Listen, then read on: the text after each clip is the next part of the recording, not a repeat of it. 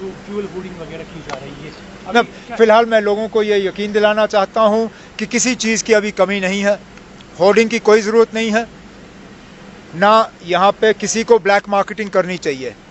हुकूमत को, अफसरों को वाज़िया हिदायत दी गई है कि जहाँ पे भी ब्लैक मार्केटिंग हो, जहाँ पे भी अननेसेसरी जो है कीमतें बढ़ाई जा रही हैं, वहाँ सख्त पाबंदी, जो सख्त कार्रवाई की जानी चाहिए। इसमें पुलिस को शामिल करके उनके खिलाफ केस की जानी चाहिए और अगर कहीं पे गिरफ्तारी ज़रूरी पड़े तो उनको गिरफ्तार करना चाहिए।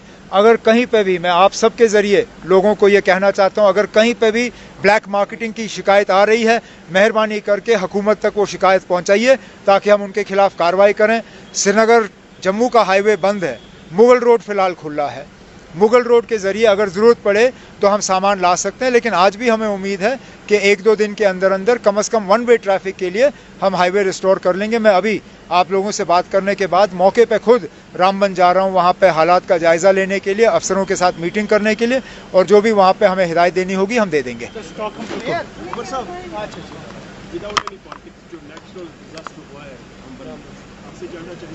इस तरह के सेंट्रल गवर्नमेंट से एजुकेशन प्रोसेस लास्ट होते काफ़ी मुद्दत के बाद इस तरह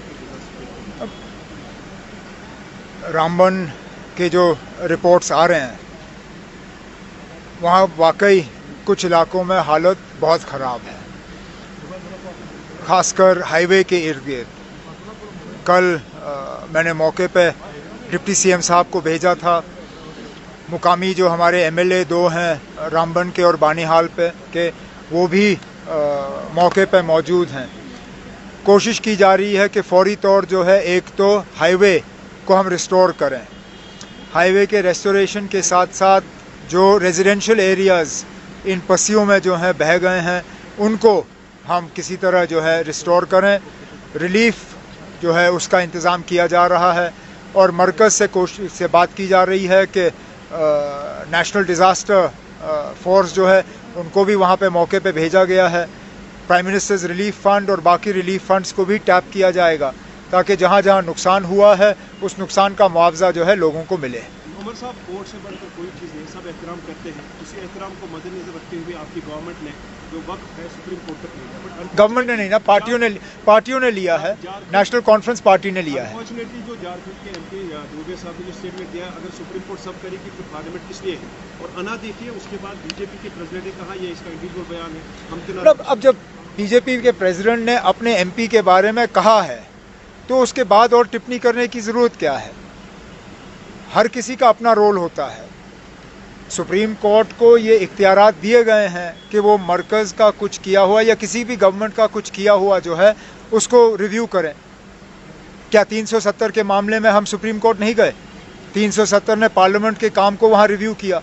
ये पहली मर्तबा नहीं है, कई सारे ऐसे वाक़यात पेश आए जिसमें सुप्रीम कोर्ट ने गवर्नमेंट के किसी कदम को जो है उसको रिव्यू किया है। क्या इमरजेंसी के वक्त में इंदिरा गांधी का इमरजेंसी लगाने का फ़ैसला, क्या उसको कोर्ट में चैलेंज नहीं किया गया? किया गया है। तो आज अगर कोई सुप्रीम कोर्ट जाए, उसको जो है सियासी रंग नहीं दिया जाना चाहिए।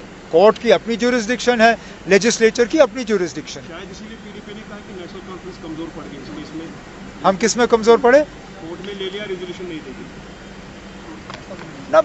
असेंबली में बात हुई जितना हम कर सकते थे, उसके बाद हम कोर्ट गए, कोर्ट से हमने थोड़ी बहुत अभी फ़िलहाल राहत हासिल की।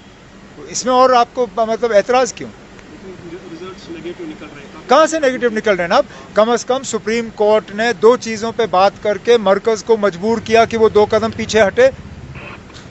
फ़िलहाल वक्फ के मामलों में गैर मुसलमानों की दखल अंदाजी जो है उस पर रोक लगी। सेल्फ डिक्लेयर्ड वक्फ जो है उसको रोका नहीं जा रहा है। सुप्रीम कोर्ट को अपना काम करने दीजिए, उनके फैसले का हम इंतज़ार करेंगे।